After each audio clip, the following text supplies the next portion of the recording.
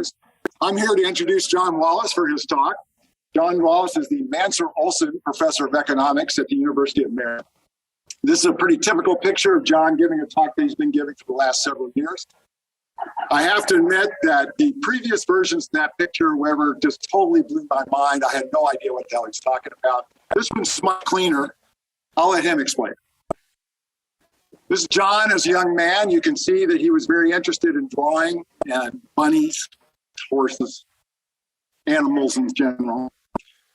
This is John. Can you imagine John?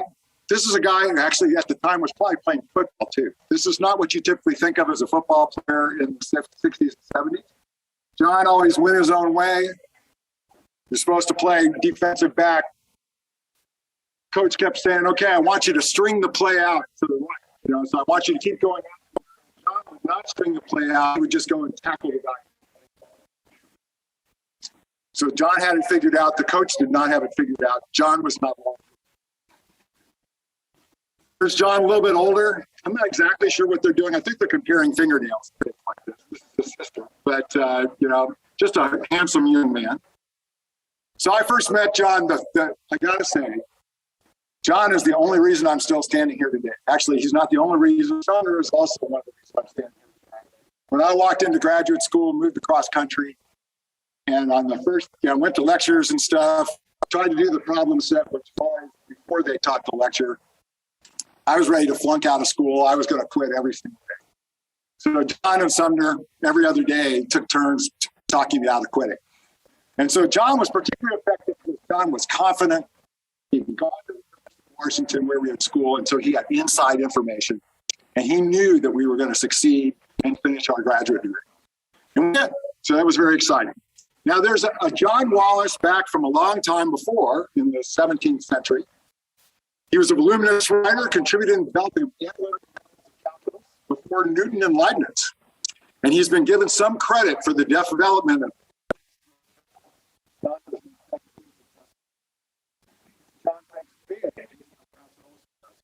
I'm constantly amazed at the thing that's going on there. If you've ever been to John's house, you see all the books. All the books have all these little sticky things in them. And I have no idea how you can keep track of them because you're like 4 colors and he's got 5,000 of them in every book. I don't know what he's looking at. But this is John's relationship with calculus in graduate school. You can say I got this out of the archives. So this was a problem set that we turned in week 6 or something like this where so John goes, we're supposed to derive the input demands from the Cobb-Douglas production function. And here's what John wrote. He writes down the actual right function to begin with, and he differentiates to get the first order conditions. And here's the rest of the thing. Chunk, line, something equals something, QED. That you can tell, okay. He got a 7 out of 10. I got a 10 out of 10. I did everything. What was wrong with me?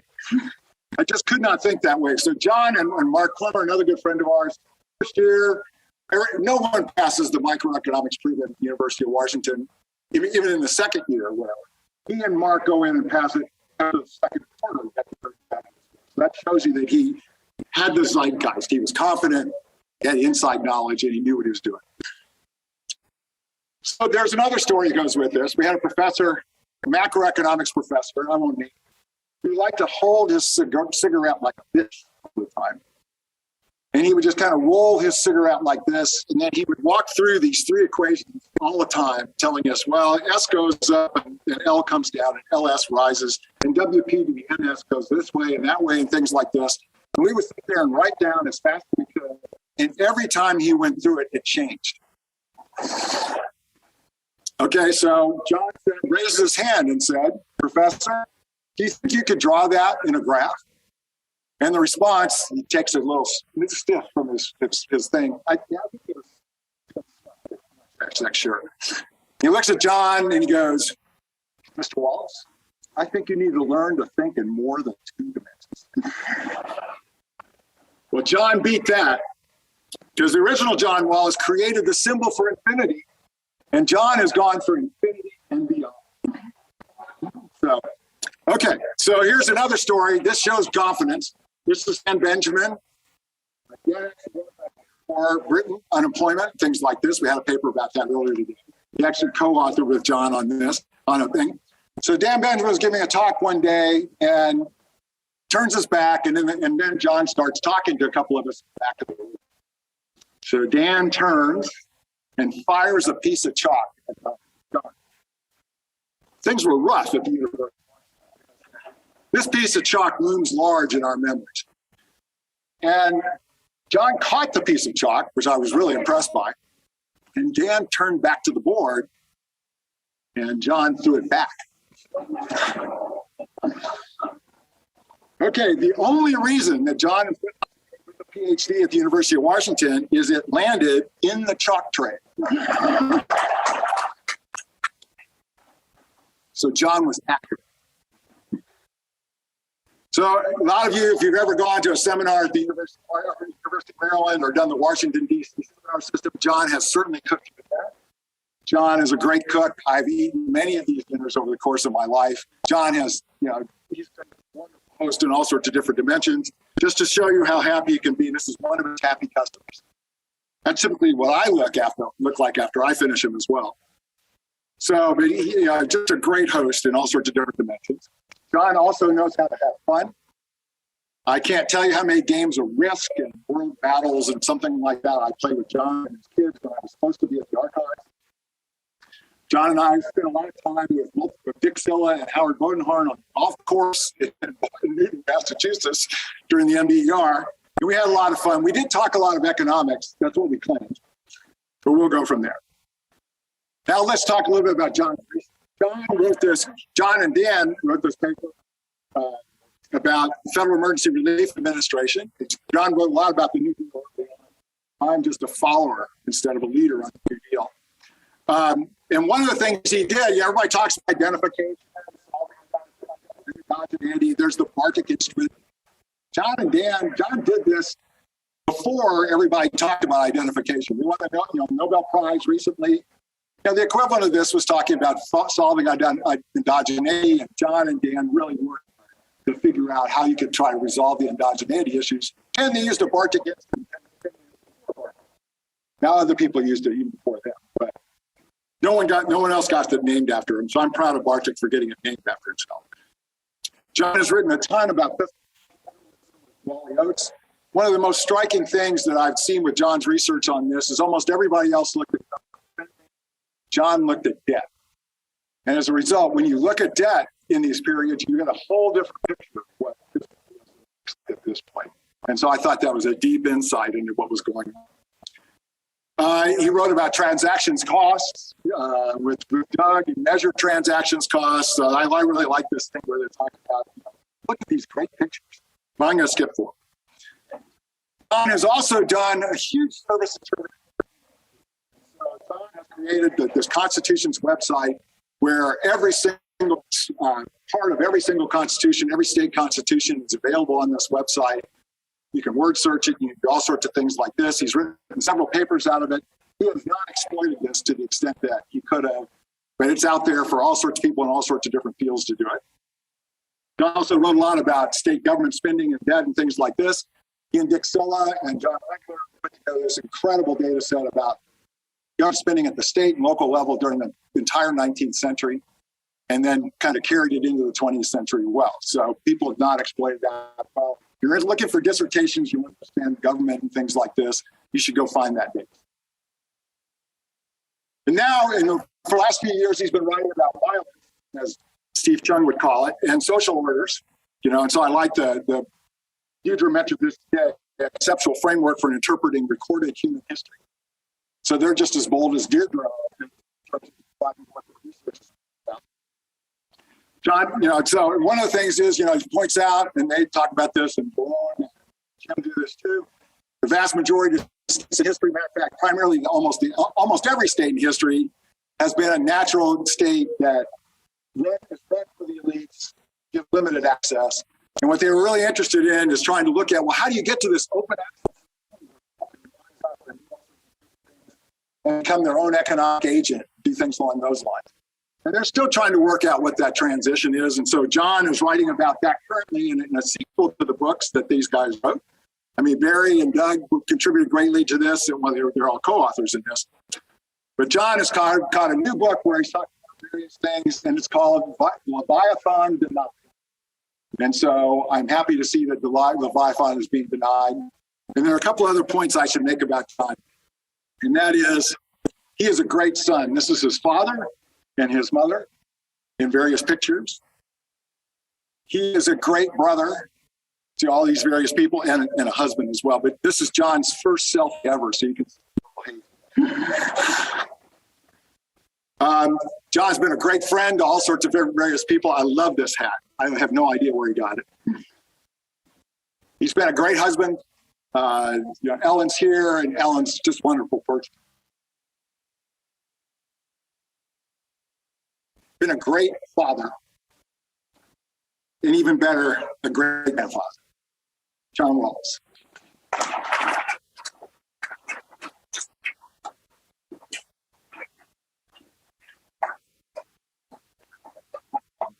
What's that? Yeah. Oh, no problem. Okay, stop share. Get rid of mine. The sound is really not good on Zoom. No, I'm everyone's dealing with your thing.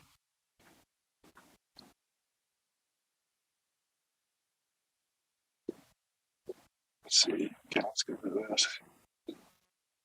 There you are. Okay, perfect. So I'm going to share. Yeah, I know. So, oh, come on.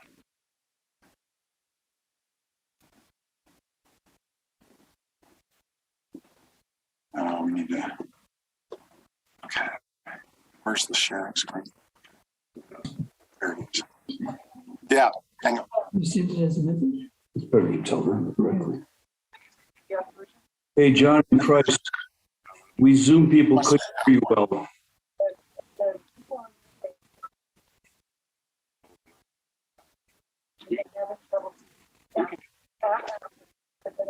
Are you able to see the PDF, or were you able to see the slides for the PowerPoint and the last thing? Everybody online? Yes, we could see him, Bryce. Okay. But whoever speaks needs to make sure they speak directly into the microphone. Because if you speak to the right or left, it doesn't work.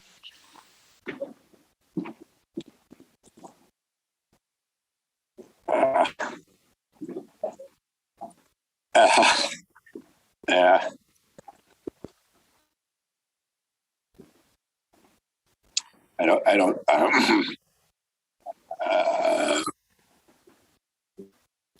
I don't see pictures of my dad very often. I don't see pictures of my dad very often. We started graduate school like the 1st of October in 1977, and he passed away like the 20th of October of 1977. And the first day of graduate school, I met Price and I met Sumner, and we had dinner last night. It's amazing that we're still friends and still together. Can not hear? Okay. There we go. Is that better? Okay, great. I'm sorry. The first thing I want to say is thank you to all of you for being economic historians. When I was in high school, the economics class, it wasn't very good. But I totally botched marginal cost SPM for like 3 or 4 years. But I said, I really like economics. I like the combination of math and history. So I did okay on the history part. I didn't do so good on the math part, as you saw from Price. But I wouldn't have been able to have the life I've had if it wasn't for all of us being together. That we all produce the common good, the public good for each other. And that's really, really important. So I appreciate all of the economic historians. I'm trying to understand how a handful of societies in the middle of the 19th century came to adopt impersonal rules to treat everybody the same. And that's what the book Leviathan Denied is about. In Balance and Social Orders, Doug North and Barry Weingast and I explained, and I'll talk a little bit about as we go through, about how in most societies, there's a dominant coalition of powerful organizations, and they prevent violence. They try to limit violence between themselves by creating rents for each other. And those rents are negatively affected if violence breaks out, which gives them an incentive to abide by the agreements. But that means that they're manipulating the economy for political purposes. So those economies don't grow very well. And as we'll see, they're inherently unstable. And sometime in the 19th century, a few societies managed to actually stop doing that by creating rules that treated everybody the same, that weren't deliberately creating rents and manipulating. Naomi Lamro and I have been working a lot on this. So the core part of the book is about rules and organization, how they work. I'm not going to talk about the entire book today. I'll skip a bunch of really interesting questions that I would like to talk about. But this is clearly about institutions. So what are institutions? I was 22 years old. I went to the University of Washington, Doug North. I met Doug, and he was my undergraduate honors advisor. And we became friends, and went to graduate school. Doug, at that point, really didn't have very many students that he was taking. I just said, well, I'm going to write my thesis with you. And he went, okay. And so we, that's actually Doug's process. Yeah, okay. He was a curmudgeon. So this is the opening sentence of this book, Institutions, Institutional Change and Economic Performance.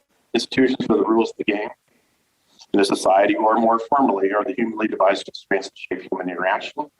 When Bob Gibbons and Woody Powell and I were talking about the plenary address they gave last night, Bob said, I imagine everybody in the room will have institutions for the rules of the game tattooed on the inside of their eyelids. So this is fairly common practice in economic history.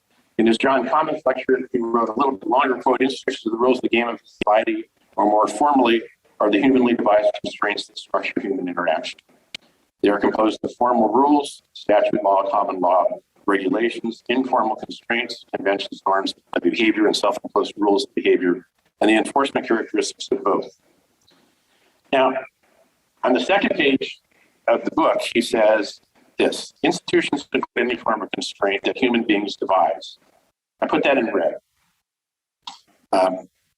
They devise. They can be either formal or informal, and I'm interested in both formal constraints, such as rules that human beings devise. Institutions may be created, as was the United States Constitution. Okay? So some rules are things that humans devise. They're deliberately created. And Doug wants to talk about those kind of rules. But there's another set of clauses in this paragraph. Or they may simply evolve over time, as does the common law. So informal rules are things that evolve. And in fact, in this paragraph, he begins to talk about, well, there's intentional changes and then there's things that just happen. Now, you may wonder that the common law just evolved. There wasn't any event in the evolution of the common law that wasn't a deliberate act. Right? So you can only say it evolved if you close your eyes, squint, and get far away. It wasn't like evolution in a natural state. It was a string of oops. Oh no.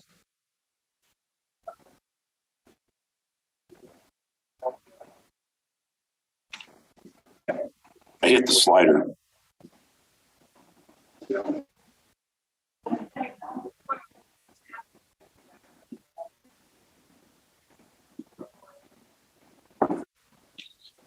What the hell is that? It's because I hit Google. Yeah, close them all. There we go. I'm sorry.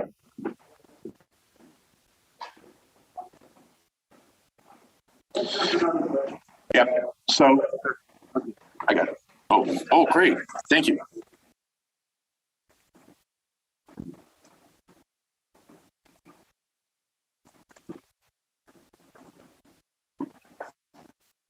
Sure, I'll hold away, get some more tape.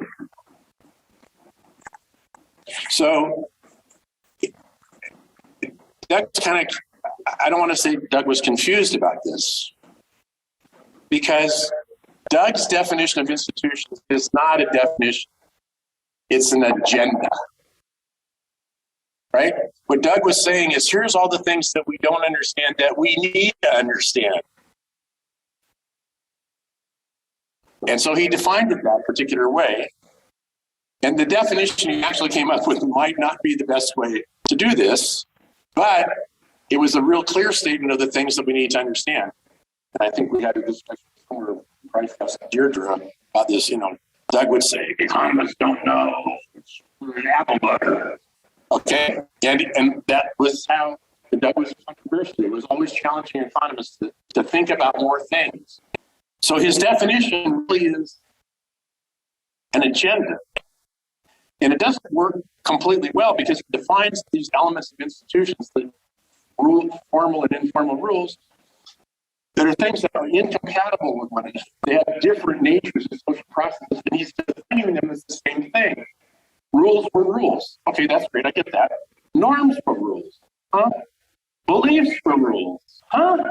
Everything. Even self-imposed rules of behavior. I impose lots of rules to myself that I violate. They're all rules.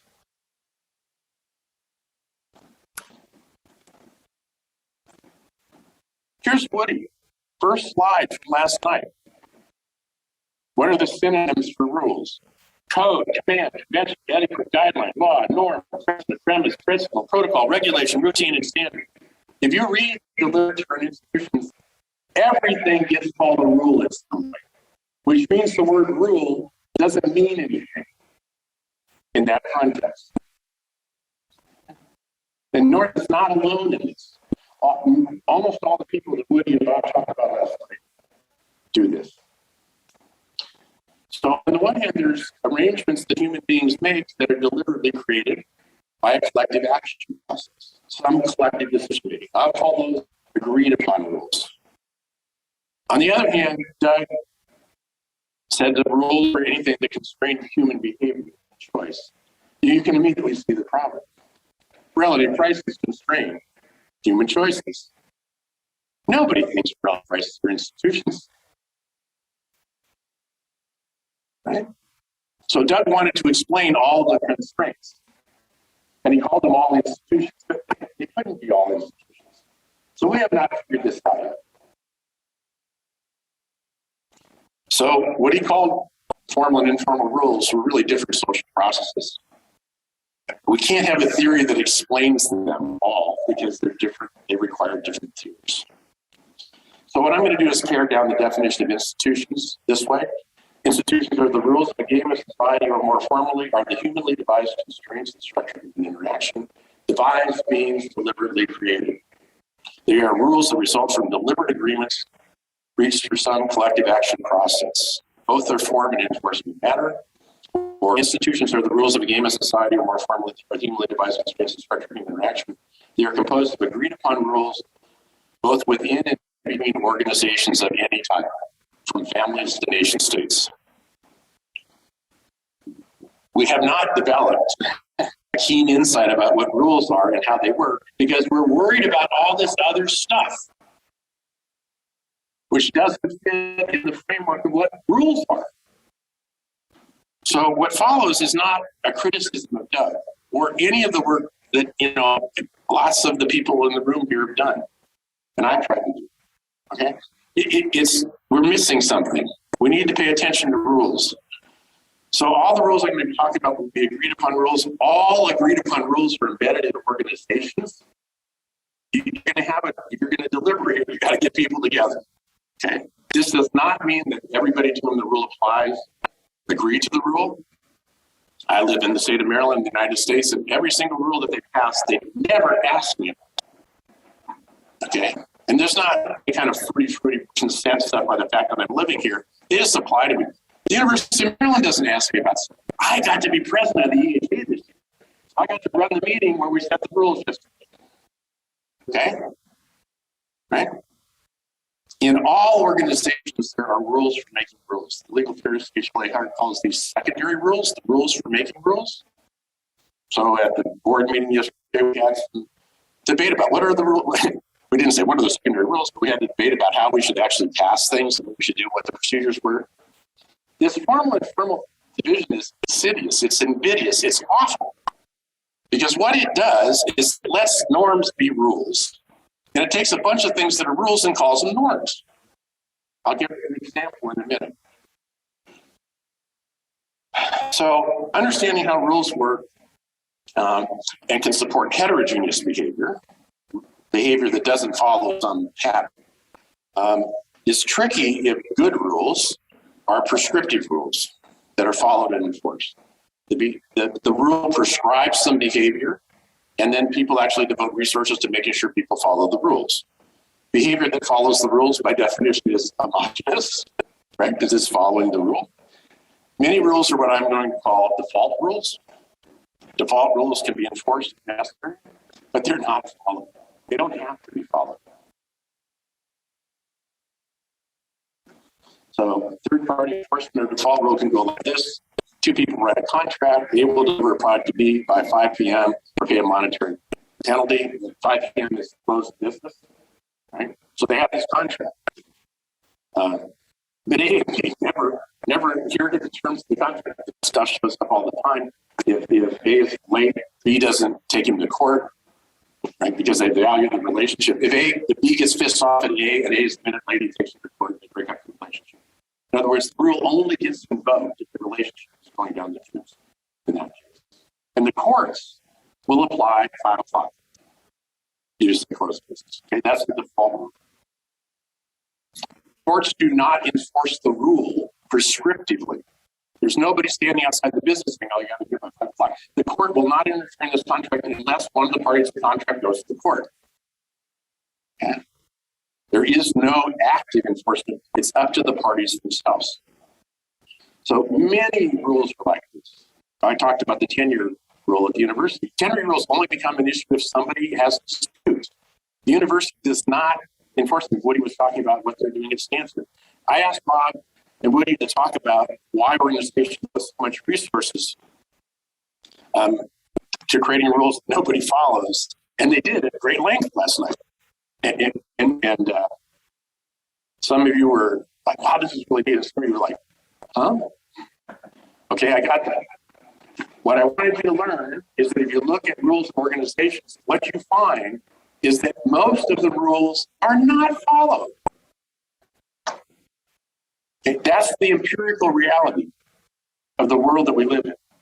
It's not a theoretical model that most economists have, which is why should you devote cost and resources to form your rule that nobody follows? Well, they're doing something else. They're not producing rule-following behavior. Note that do not follow does not mean not enforced. That it's going to be really important if there's a dispute about the rule and you go to the court, they enforce it. And how they enforce it will really matter. So these are rules that are enforced, but they're not followed. And default rules exist in all societies. Another important dimension of rules is who they apply to or who may access the rules. In most societies, the rules are either personal, they apply to one person, or they're identity rules. They apply differently to different people with different social identities. These social identities are often closely attached to organizations. And we'll talk a little bit about omnivorous community responsibility system, in which if you're a member of a merchant guild, you're treated one way, and if you're not, you get treated another way, right? So that's an identity. I belong to this organization. People know that they do not know who I am personally, but they know who I belong to, what organization I'm part of. So a central part of my argument today is that default rules are much more powerful coordinating devices, much more effective ways of coordinating human behavior if they are impersonal rules rather than identity rules. That's the key to what I want to talk about today. More productive relationships between individuals and between organizations can be supported to a much greater degree and a much more heterogeneous degree if the default rules are applied impersonally. This creates more productive relationships, more innovation, greater scope for specialization and division of labor, more stable economic outcomes, and a greater degree of liberty. which Deirdre was talking about. How do you get liberty? How do you get liberty if everybody's got to follow the rules? Well, it's different if you have rules that are default rules. You can create a lot of liberty under the same rule. Understanding how these default rules work, and I'll develop it in a few slides. I'm going to come back to this empirically and talk about it a little bit. In both the 19th century and both Britain and the United States, there were well understood rules for reaching rules, the secondary rules.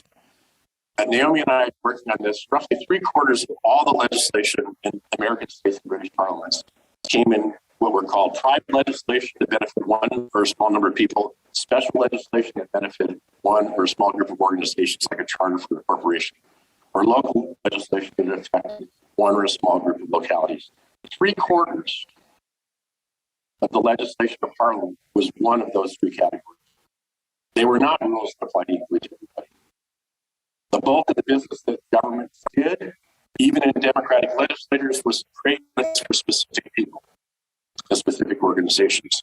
Before the 1840s and 50s, this was essentially all of the laws were identity rules. This is how government works. It's still how government works in the majority of the world today. We call it corrupt, but that's corrupt by our own developed world standards. If nobody passes laws that apply equally to everybody, how can you say it's corrupt because they don't have laws that are everybody the same? Institutionally, they can't do it.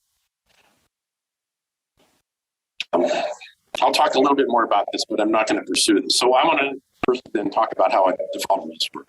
When I was in my 20s, I worked construction. I really didn't want to go to school. I quit university a bunch of times before I ended up in 1977 with Price at the University of Washington. I belong to the Laborers and Hod Carriers Union, which is the lowest rung on the construction ladder. You spend a lot of time cleaning up and tearing things down. I often work as a carpenter's helper, and the union rules are very clear. Only carpenters drive nails. Now, the way you drive a nail is you go, oh, that's it. Okay? You don't go.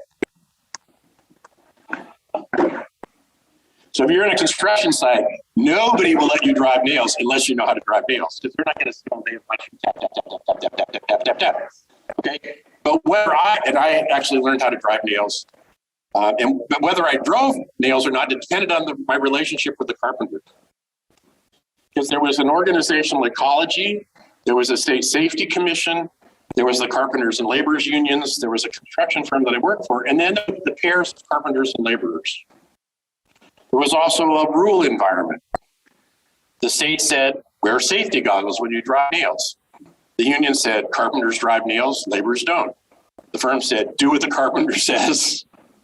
And the carpenter labor rules depended upon the relationship between the carpenter and the laborer. The carpenter and laborers in a firm are an organization that adopts agreed rules for their relationship. If we call them informal, we're missing the boat because they are agreed upon rules that each labor, and believe me, in the butt when you work with a new person to figure out what the rules are going to be, but how are you going to relate to one another? We're all familiar with that. So this can come together in what, if I didn't have my share the screen stuff up there, I call the rule and organization matrix. So this is the combination of the organizational ecology and the rule environment.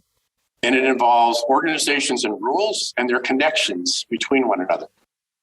Now notice that the labor carpenter pairs are using a rule devised by the unions. They're not devising the rule, they're using some other organization's rule. When you're on a job site, if it's like a big job, I worked on the World's Fair in Japan in 1974, there were union reps crawling all over the place. And there were state safety inspectors, make sure you had your hard hat on, that you weren't driving nails without goggles and doing all that stuff. But if you were a carpenter, if you were a laborer, everybody had a hammer because you had to use it to take nails out. And you were driving nails, nobody stopped you. Nobody came up and said, no. The rules say carpenters drive nails. Now, why did they have this rule that carpenters drive nails, laborers don't? And they never enforced it, it seemed. And we would call this the rule, a formal rule was written down in the union code, and the actual rules of the carpenters, that's informal because that's their, and Woody and Bob would have talked about us breaking the rules.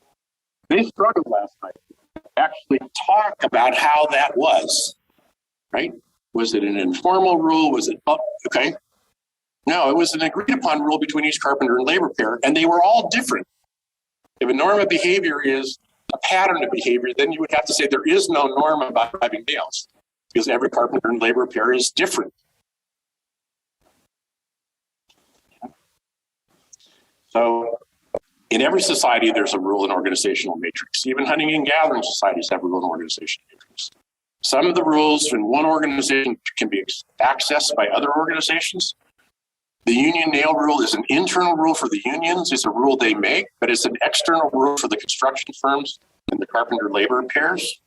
So organizations that can access external rules can use those rules as outside options. And the organizations and rules are linked together in this matrix. So the blue box is what I'll call a rule thread. It's the matrix of these interconnected organizations and rules. The union nail rule is not enforced prescriptively. No, there are people paid to make sure the rules are being enforced, and they do not enforce this rule, even if they see you do it in front of them. The reason is the rule creates an outside option for laborers and carpenters in the construction firms. Okay. It enables each pair to reach the agreements that is most valuable for them. It lowers the transactions cost of reaching agreements between laborers and carpenters because every pair knows what matters is what the carpenter says. Construction firms don't tell the pairs to do this, and construction firms will never enter into a disagreement between a carpenter over labor over who's driving nails. You know, if you're a laborer and you said the carpenter let me drive nails yesterday, not today, the boss doesn't listen to you, says go away. Okay.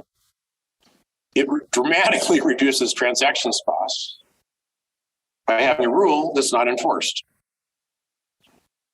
Now, if we think about this rule, it's going to be much more powerful at coordinating if it's an impersonal rule. So what happens if the application of the rule depends upon the identity of the parties? So unions historically love seniority. So suppose they'll rule in favor of a senior carpenter against a senior labor against a junior carpenter. Now, every carpenter labor pair needs to know how longly tenured the other person is before they enter into a partnership. The firm is going to say, okay, who are we going to match up with who here? How's the rule going to apply? Nobody will know how the rule is going to apply until they've figured out what the seniority is. And in fact, given that this, it doesn't have to be seniority, it could be powerful, it could be social status, it could be all kinds of dimensions. People will not know how these rules are going to apply until they know the identity of the counterparty. So you won't know how the rule is going to be applied if you live in a society that has identity rules, where the form and enforcement of the rule depends upon the identity of the partners in the dispute. This is medieval Europe and aristocrats and all that kind of jazz. It's organizations and power. So knowing that the rule will be enforced equally dramatically reduces transactions costs. If the firm can't do this, it might just decide to enforce the rule. This carpenters drive nails, laborers don't. Will that make anybody more productive? Probably not, except for the carpenter labor pairs, where that was already the outcome. So carpenter labor pairs are different. There's more heterogeneity within the firm. The productivity of relationships goes up and the heterogeneity goes up. When lower level rules depend upon higher level rules as external rules, if the external rules are impersonal, they're better able to coordinate the lower level organizations. So heterogeneity, if we move past the labor carpenter example, we think about agreements in an economy in general, in society, the benefits of heterogeneity become immediately apparent. We get greater gains from Smithian growth because we have more specialization and division of labor, because we have labor carpenter pairs that are different. We get more innovation because we're going to have more experiments. We're going to have more different forms of organization. We're going to have people try things that work all of a sudden, and then that may spread. The the business about the size of the population, the rate of innovative activity is really important. And we're going to get greater stability in the economy and the society. And I'll talk more about this in a few minutes. But the same rule support heterogeneous behavior. When circumstances change, the behavior can change, and the rule doesn't have to. Okay? It doesn't matter what the carpenters or laborers are doing. The rule is coordinating them no matter how they structure their relationship. So, in Ottergreif's Institutions Path of the Modern Economy, Norris Institutions that Changed Economic Performance, North, Wallace, and Weingast, Violence and Social Orders, all those books draw a distinction between personal and impersonal rules. They do not consider identity rules. They only have two types of rules. You know, Obner's community responsibility system works because of the identity of merchants from Genoa who go to Hamburg or other places. You have to know what organization they belong to. But Obner says that the community responsibility system supports impersonal exchange because it supports exchange between people who do not know each other personally. Okay, but you got to know that the merchant from Genoa is a merchant from Genoa, or the system doesn't work. You need to know their identities. Okay, it's not a rule that treats everybody the same. In the personal community responsibility system, if a person walks in off the street that cannot be identified as a merchant, you cheat him because you have no anticipation of having a relationship. In Norris structure, and including many of the things we were talking about yesterday with Bob and Woody, we think impersonal rules are good because they are predictable. And if we assume that people are following the rule, then if I know what the rule is and if people are following it, I can predict how the people are going to behave. And that means that the world is a more secure place. Homogeneous, predictable behavior is a key way of thinking about how institutions actually work. This is really near the heart of what Doug was arguing. How do we get stable, predictable behavior? In Violence and Social Orders, we said that most societies were what we call natural states. Rents were deliberately created for powerful organizations by the use of identity rules. They gave some people privileges that they didn't give others. Those identity rules created rents, and those rents were given to powerful organizations who could conceivably disrupt the society. And those rents were adversely affected if violence broke out. Then you could create relative stability because the powerful organizations had an incentive not to use violence. Of course, the problem with that is in the real world, rents can never be held constant, right? If the rules are creating rents, relative prices change, the rents change, and the agreements are going to break down, often in unpredictable ways. So even though these were agreed upon rules, they kept the dominant coalition together. The agreements themselves were bound to be unstable. And the question for the organizations whether the agreements were going to be unstable or not, it was whether they were going to be more or less unstable than no rules at all. And that was the argument in Violence and Social Orders. Now, in an open access order, anybody can form an organization who wants to. That was what we focused on, the rules for forming organizations, both economic and political. In a natural state, the only people who can form organizations are the ones who are part of the powerful coalition. They have these privileged access to organizational forms. In open access, anybody can do that. Anybody can form an organization.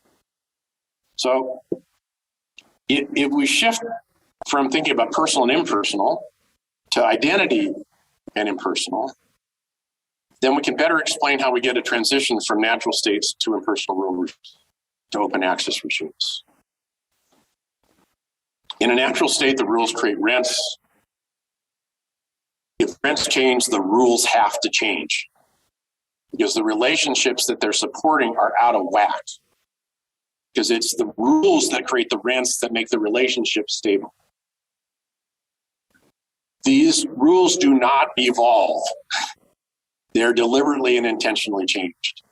So if we define an adverse political event as a coup, a civil war, a regular leadership change that doesn't follow the agreed upon rules, or a new constitution, so those 5 events, we can look at the Penn World Tables in 2020, going back into the back to 1950 for some countries, later dates for others.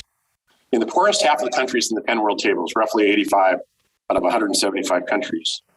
An adverse political event occurs once every 5 years. They have a coup, they have a civil war, they have a change of government, they have a new constitution.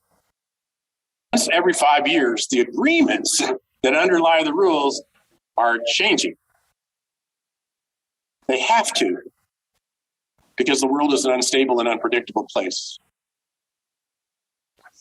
In contrast, a society with a broad range of impersonal rules, when rents change, the rules don't need to change.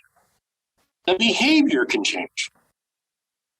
Because behavior uses the rule as an outside option and does not follow the rule of the behavior pattern.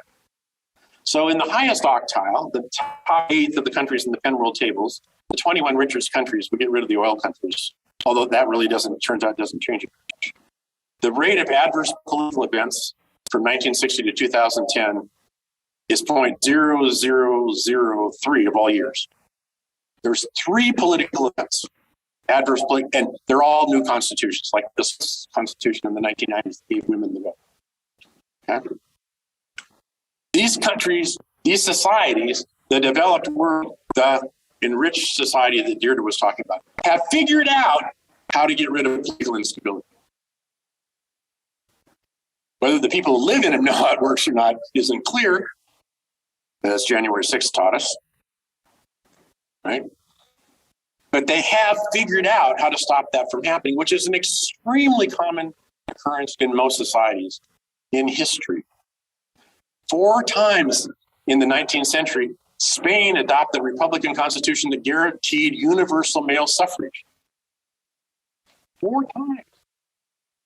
But they couldn't keep this agreements the same. I think they had 32 coups in a 5-year period. They just kept changing the agreements. And when the agreements changed, people changed, the rules had to change. Societies with impersonal rules are much more stable politically, and they shrink less economically. Steve Broadberry and I have a paper about this, which some of you may have seen. And basically what happens is rich countries that when they, after 1840 or 1850, when they start to grow in modern terms, like 1.5% per capita income, their growth rates, when they're growing, go down. They grow more slowly when they grow. What changes is the frequency with which they shrink and the rate at which they shrink when they shrink. 80% of the difference between growth rates in the end of the 20th century in Europe compared to the end of the 19th century in Europe is due to reductions in shrinking, not due to increases in growing. That doesn't come out of a solo growth model. Now, it's not necessarily because the rules in open access are treat everyone equally and they're therefore somehow are more inclusive or better. It works because the impersonal rules, default rules, do not require people to follow the rule. So when the circumstances change, they don't have to change the rules. Okay? I was driving Ellen and I were driving from Phoenix to Tucson on Wednesday night. They have, the speed limit is 75 on much of I-10, but for ranges, they have lights. And speed limit 75. So if it starts to rain, the speed limit probably goes down. But for the most part, the speed limit's the speed limit. And people change their behavior all the time depending on conditions, but they don't have to change the speed limit, change their behavior. Okay? So the form of a rule in an open access society with impersonal rules may be exactly the same written formal rule as it is in a natural state, but the tool were completely different. Now, this is not how North or North Wallace and Weingast or Bob Gibbons or Woody Powell conceptualized rules. It's just not how we think about rules and how they work and what good rules are. Good rules are followed.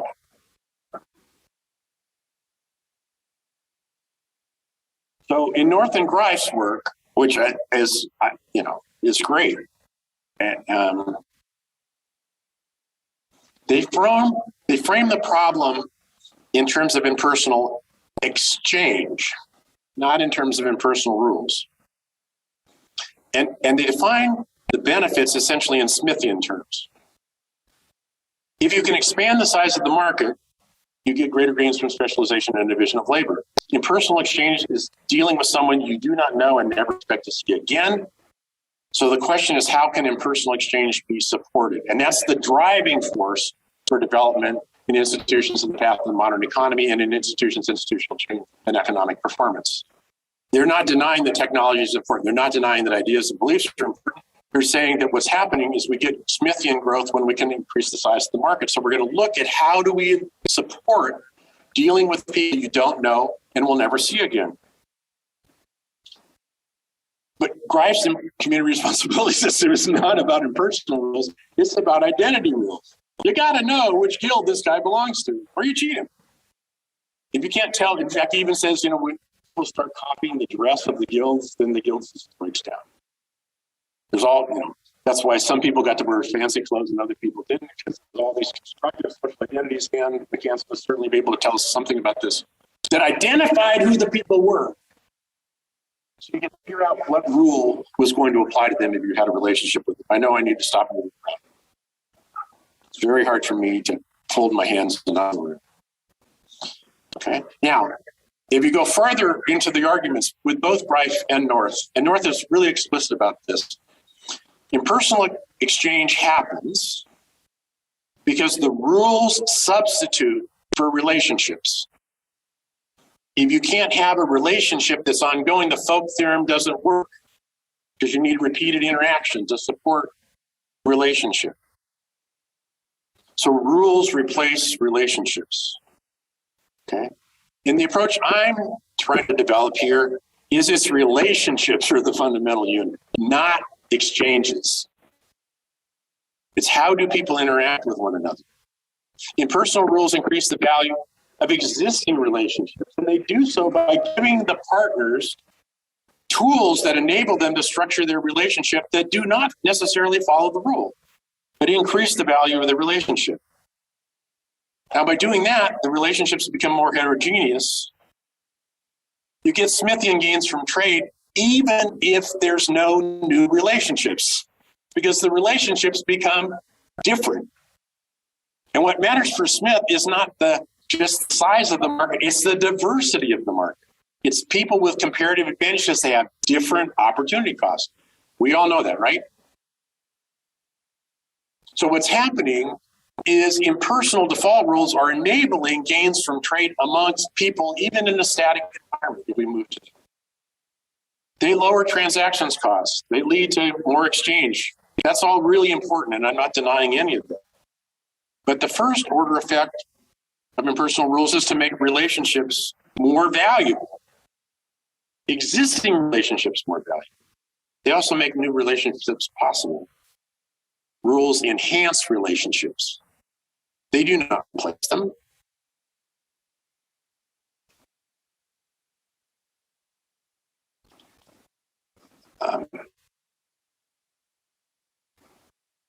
This is a really different way of looking at institutions.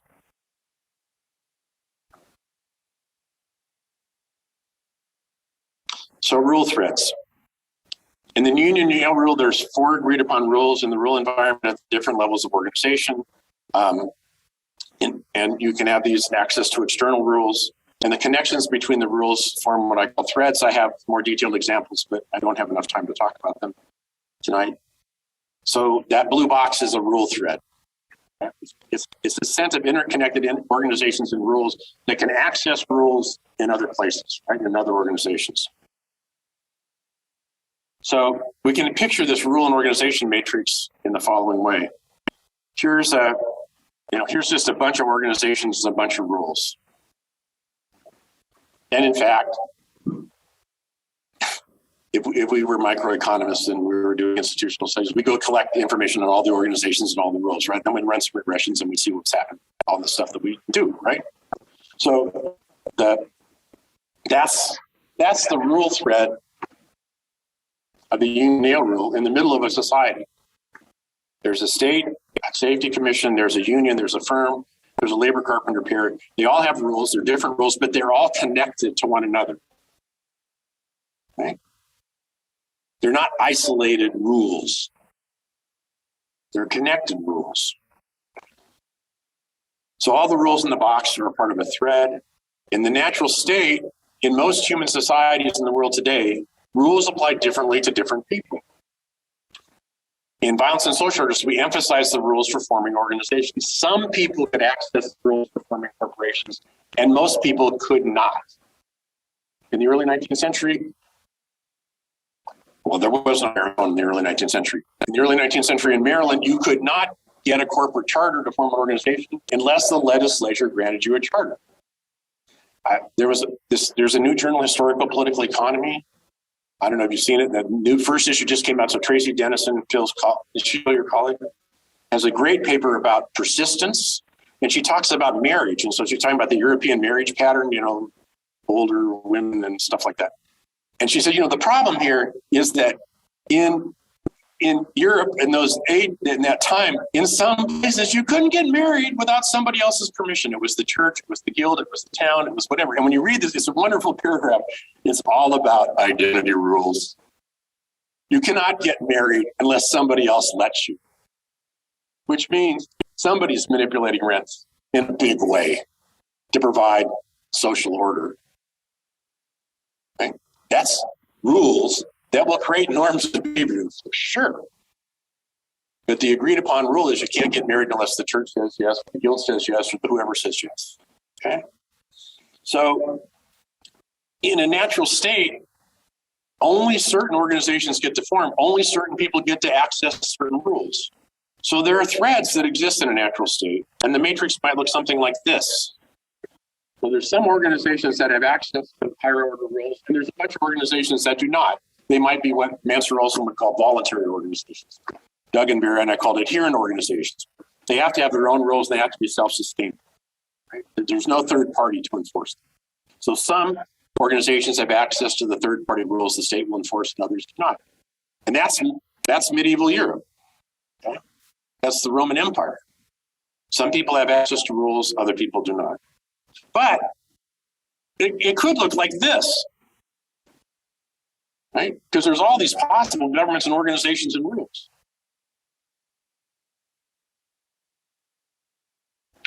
Now the boxes connect the threads in the two different pictures.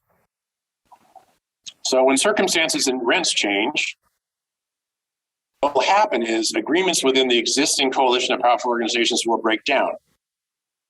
They'll be faced with coups, they'll be faced with civil wars. What they do is they change the rules. It doesn't always work, but that's the first order thing. We're going to change some rules here. We're going to give somebody a privilege who didn't have it. We're going to take a privilege away from somebody else and transfer it to somebody else. And the changes go like this. You go from this one to this one, to this one, to this one. And then there's like an infinite number of possibilities here. And so on and so on. And damn, that's most of human history right there.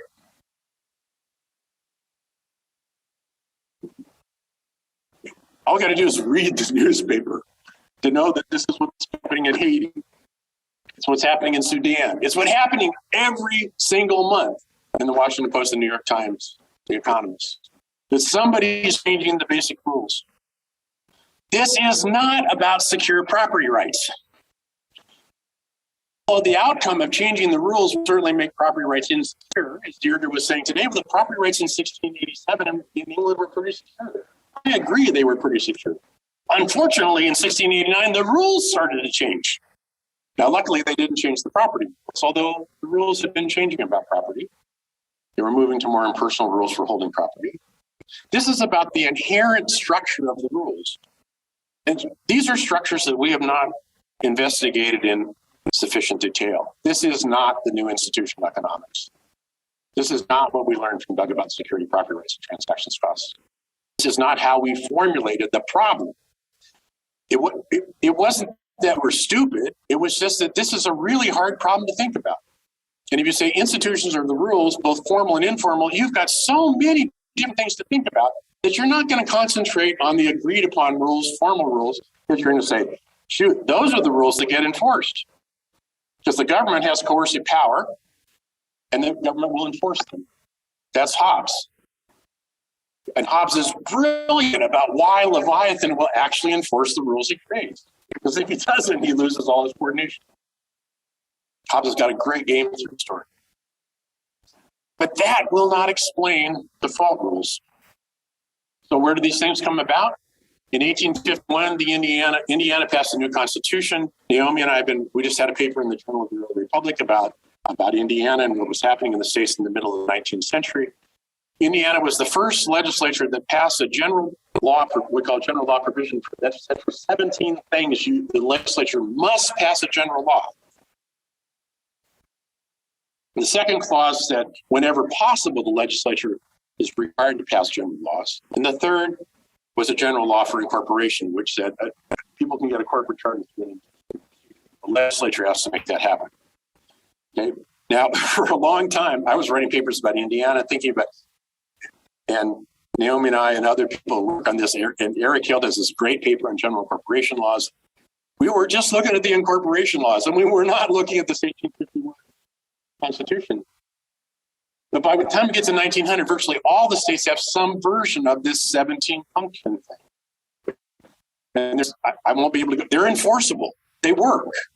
They're not mysterious. They're not things that live in people's heads. They're in the Constitution and they're in the law books and they're hiding in plain sight. And we do not understand this. Here's what happens. Here's Indiana before 1851. Here's Indiana after 1851. Here's the threads. Every damn organization that comes under one of those general rules is connected to every other organization. As they've said, all the rules are going to play equally everywhere. We're not going to have identities. We're not going to make these threads. We're not going to have these pieces where you have to know who your partner, your counterparty is before you know how the rule will apply. So the gains that we get from the union nail rule are implemented in Indiana in 1851 in a major way. And all of the rules are effective, whether they get changed or not.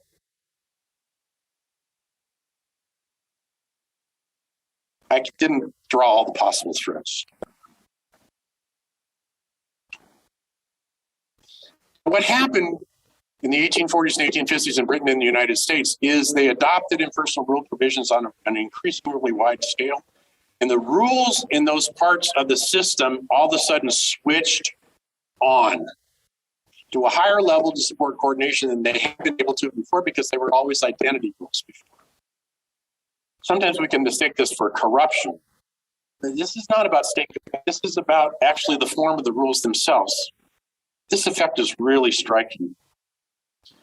So here's what we're in this world, and then we go to this world. Man, the rules are all of a sudden working a whole lot better, even if they haven't changed. This is an institutional change of the first order. All of the rules just continuously become better able to coordinate relationships, and the value of relationships is what is going up, not the value of the rules. So property rights are just as secure before and after this change. It's not a change in property rights.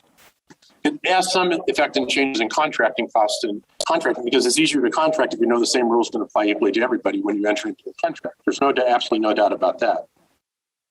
This is an institutional change that we are barely aware of.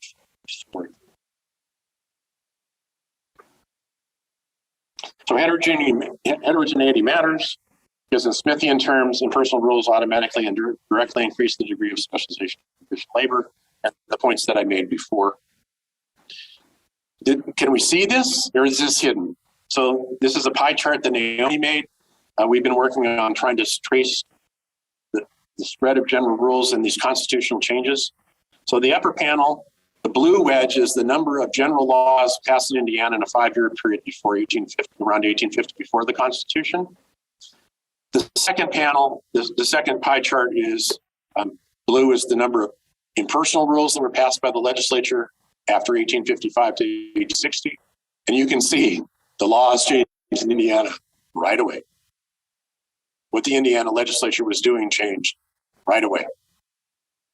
The ability of legislators in Indiana to craft majorities had to change fundamentally because they could no longer write a rule for everybody individually. That's another story.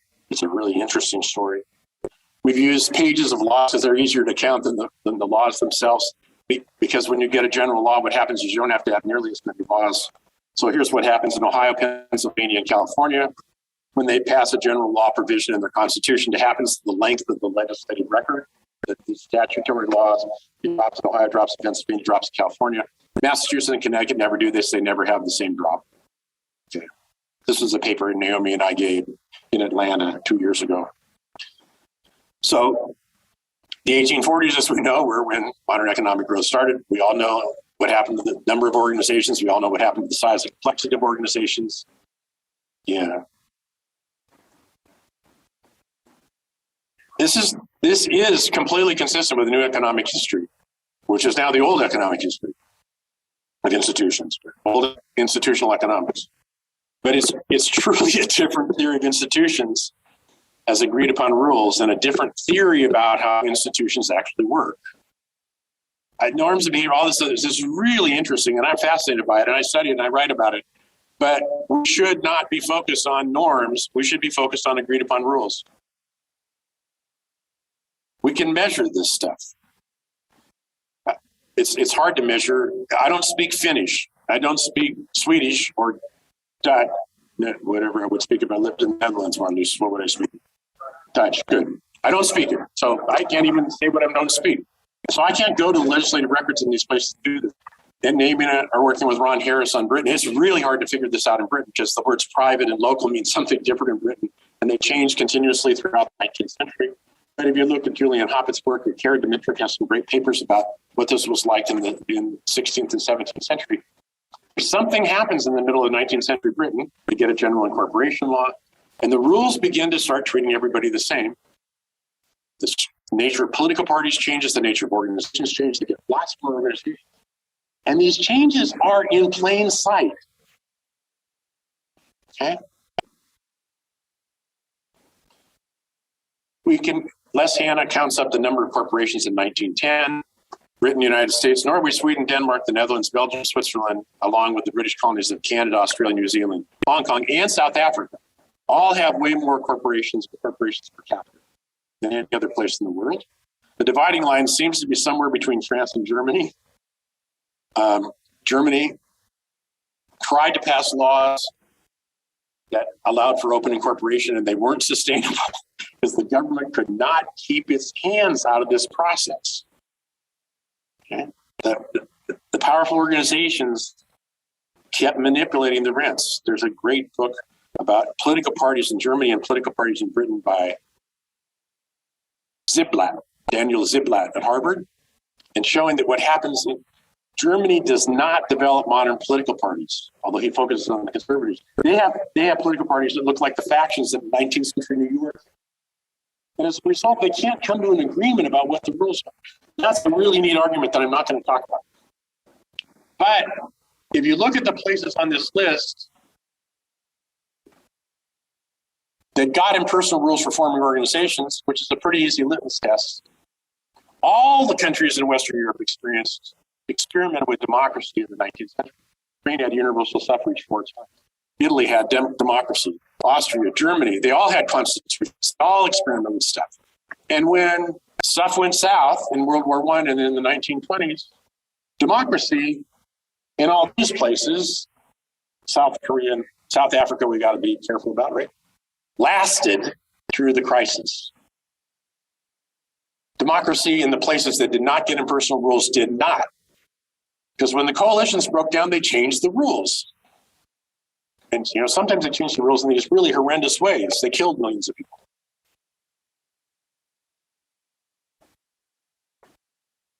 If we want to understand why a handful of countries quickly developed in the middle of the 19th century, why they all became capitalist democracies, right? It's not just that they were democracies, and it's not just that they had free markets.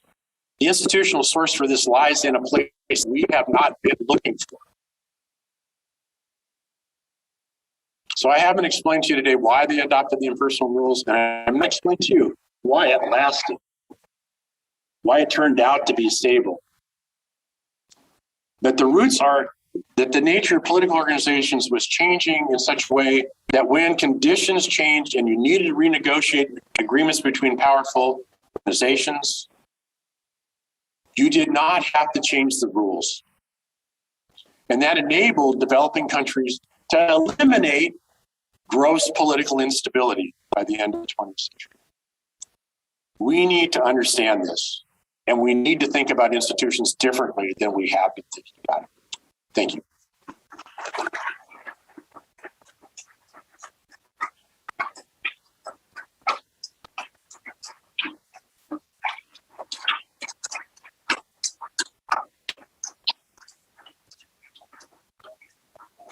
Any questions? Yes. Questions?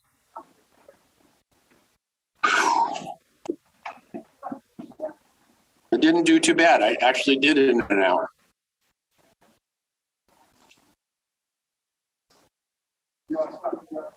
What? Oh, yeah, I'm sorry.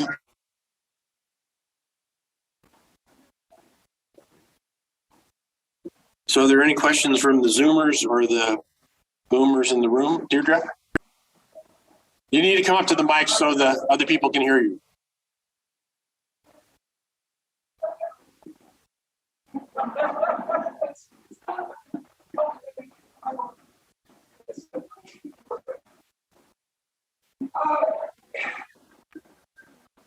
I can't say I completely understood it, but I want to know what you think, because I think you and I could be in the same way for this.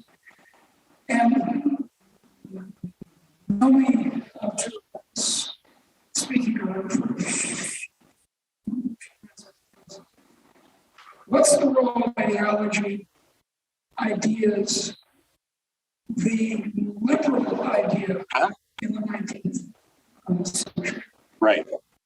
So in bourgeois, what was the last one? Bourgeois equality. What? Book number 3. Bourgeois equality. I mean, as we heard Jim talk about today, how do you let everybody have a go? Right? And the problem with it, I agree, having a go is really important. But in Britain, 75% of the laws were, oh, you can have a go. You can have a go. And the rest of you, okay? And the rules literally did not let everybody have a go until the 1850s. But Deirdre in Bourgeois Equality talks about John Pocock, Dunn, Quentin Skinner, the political theorists who documented sort of how classic liberal Republican ideas about how government should be came about. So this is a little bit of personal pique. If you read Deirdre's paper today, she talks about North Wallace and Wallace as wannabe materialists. Right? I think that's a direct quote. And then she says, oh, but when they talk about what happened in the 19th century, they start talking about ideas. They didn't realize what they were saying. Oh, come on. So I wrote 10 pages about Quentin Skinner, John. I have written a paper called The Concept of Systematic Corruption, which some of you have read. Not everybody by the Google Scholar count, in which I talked about how people worried about, and Barry talked about this today with Bernard Bailyn and the ideological origins of the revolution. People were interpreting the events around them in a particular kind of way. And the notion of the natural state comes from the systematic corruption paper I wrote, which is what Madison and Jay and Hamilton were saying was why the British were corrupt. They did not say the British were venal. What they said is the British government is systematically manipulating economic privileges to stabilize the political coalition. This is Bolingbroke and Whig theory. Adam Smith was a Whig, as Carolyn Robbins says. Okay? Now, did those ideas matter? Yeah, they mattered a lot because that shaped how people saw the world. It really did. And I believe about that. And Leviathan tonight is going to have a section about why people in the 1840s decided to move to impersonal rules, because it was a way to protect themselves against political manipulation of the economic privileges that they possessed. In Massachusetts in 1812, there were 23 banks. 21 of them were run totally by Federalists. The other 2 were hard to tell, but that was enough. 75% of the bank directors would also be legislators in the state of Massachusetts. Eric, where are you? Fields. He had to go. Okay. Eric has this great paper in which he goes, he looks through the New York business directories. All the important firms had politicians on their board of directors. These guys had to worry about protecting themselves, not from venal corruption, but from shifts in the policies that might adversely affect them. And so how did they protect themselves? By saying, if you have a corporation and you lose it, you can just go right back, fill out a form, and get another corporation. That's what I think happened. Did ideas matter to that? Yes, they mattered importantly. And that's why I wrote those 10 pages, Deirdre. I knew what the hell I was doing. And Price is right. It's not good rhetorical practice to say people you know are smart and hardworking don't know what they're saying, which is what you wrote.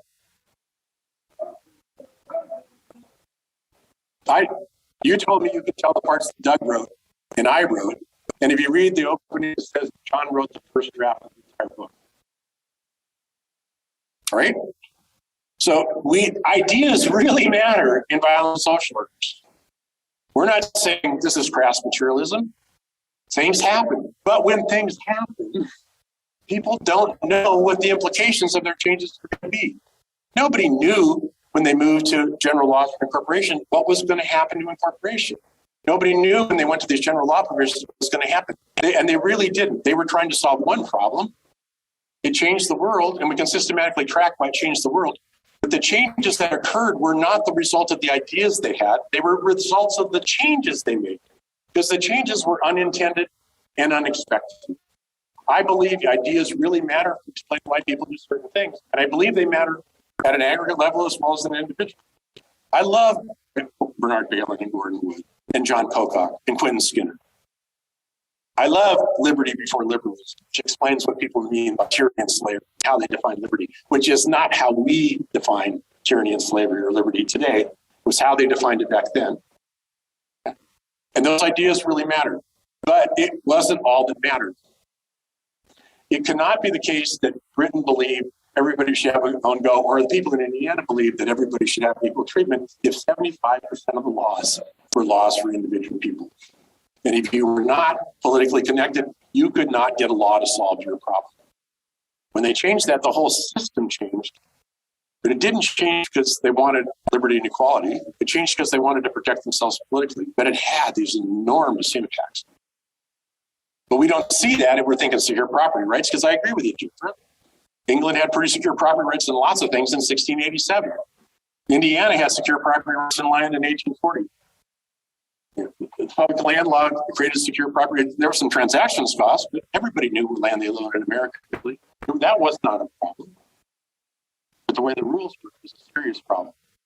So we have to put the ideas together with the institutional changes. And I'm perfectly happy with doing ideas, but I'm not perfectly happy with saying this happened because people had these ideas and imagined the world would work this way, because they didn't imagine the world would work this way. They were imagining something completely different. Yep. Gary? Just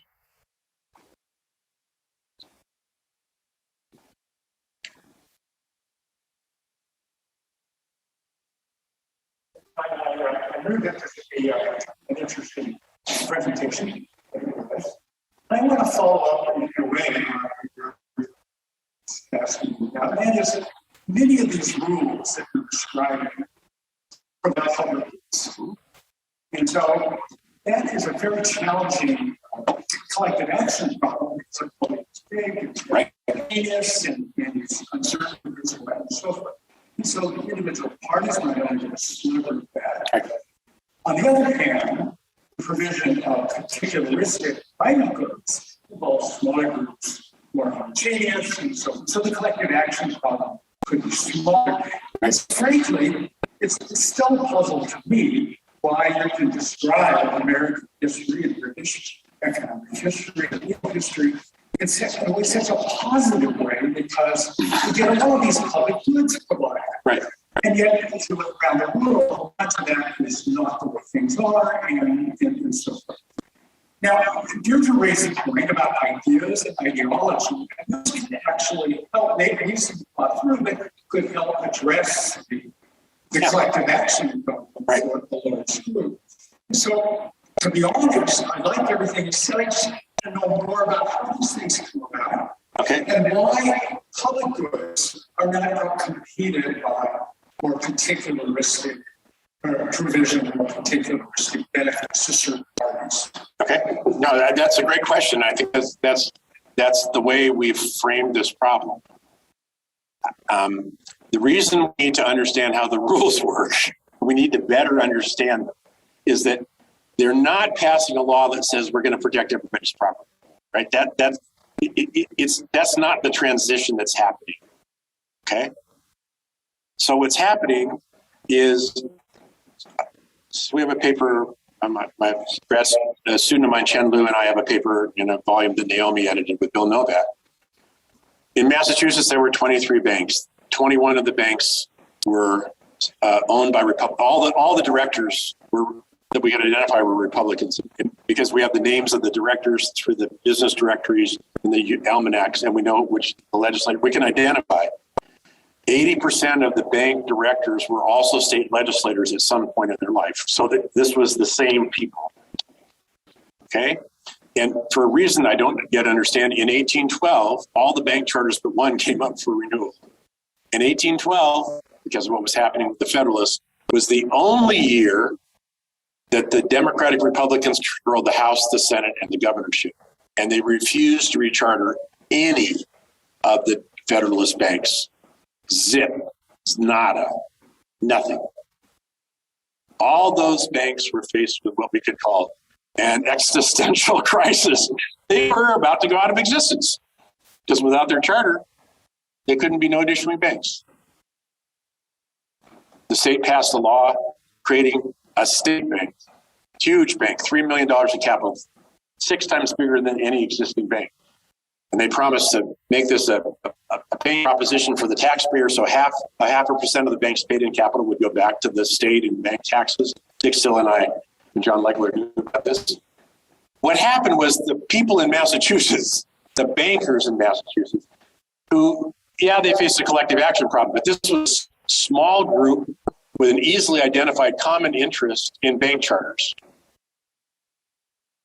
They changed the rules to let anybody who wanted to get a bank charter, because they realized they were now living in a democracy where the opponents might get into office if they won the next election. And if you let people take away people's charters, no bank was safe. No business was safe. So what you did is you created a rule where anybody can get a charter whenever. It takes, free banking doesn't come till the 1850s, but in 1829, they passed what's called a General Regulatory Act. This says all bank charters must be the same. If we create a new privilege for another bank, it retroactively applies to all the existing banks. Now, those kind of details are really important, right? Because they saw this is not a collective action problem for a big group. Elites had well-identified interests that they were trying to address. But when they did it, they changed the parameters of the system. And when you change the parameters of the system changed. Marty? We gotta go. Okay, Bitsy. Hey, thank you. So Yeah, I wrote can you hear me? Yep. Okay, so I wrote this out, so I guess I'll just read it. So from listening to Nation of Laws and Race Laws yesterday, it strikes me that the U.S. has constantly been in negotiation whether or not it is impersonal rules or identity rules. And like, we're still in a conflict over this. You said something about January 6th, whether we're doing identity rules or not. And race isn't just one of those things, but also, like, say, being a member of the police union. So can you speak more slowly? Is one of those things. Okay. But I was wondering if, the right way to think about this is sort of an S-curve a la tech spread of adoption, where there's, sort of a slow buildup and then one big swing, and then you're not done, right? You like have this long trail off of still fighting over this and deciding which way you're going to go. Okay, I'm not sure I understood the question completely because have seen ears, as they say, and it's hard for me to understand the Zoom. She wrote it down. Okay, great. On the chat.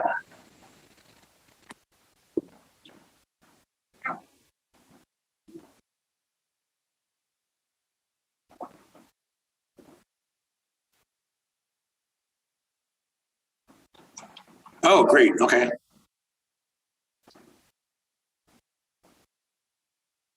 Yeah. Okay. I get what you're saying. I'm sorry, Bitsy. In no society are all the rules universal and universally impersonal. Okay. So there are some changes, and I think the idea, and this is Gary's point, that what happens is you change the rules for elites first, and you begin to do things. Do we get to universal rules and universally enforced rules? No. Is there an S curve? Maybe. And I've written several papers. Naomi and I are working on this. We don't really know exactly why this spreads, but it spreads. And if you look within the states, the number of enumerated things for which general laws must be written gets longer and longer and longer. It changes over time. So that's not a really good answer to your question, Betsy.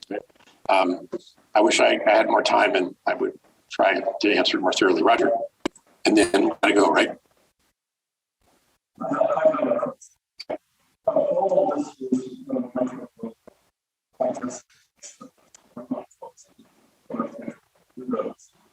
what happens when you get some of these math questions like what do you do to Woodrow Wilson should have done in 1920? And I just think that somehow you haven't given me any guidelines to improve upon the statement that one of my texts that I quoted in my book.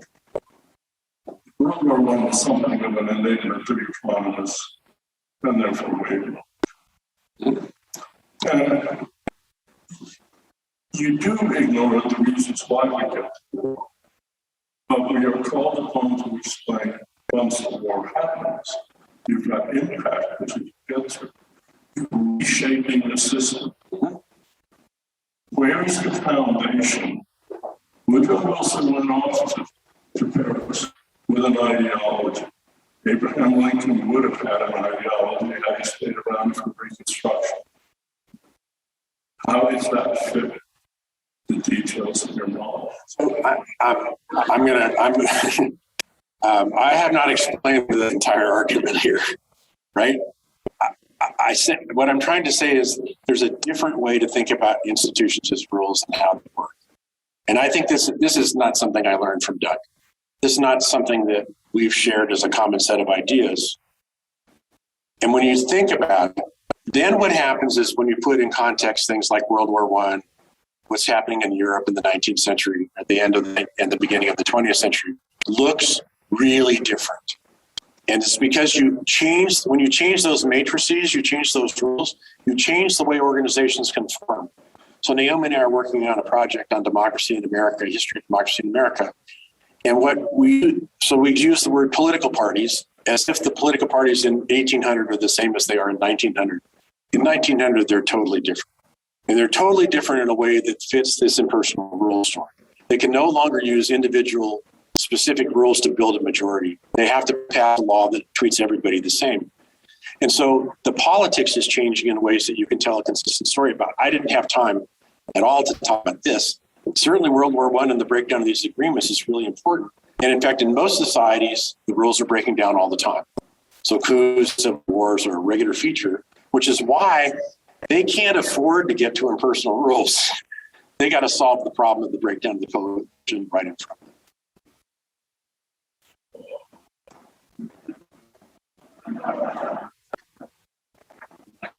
Okay, thank you very much.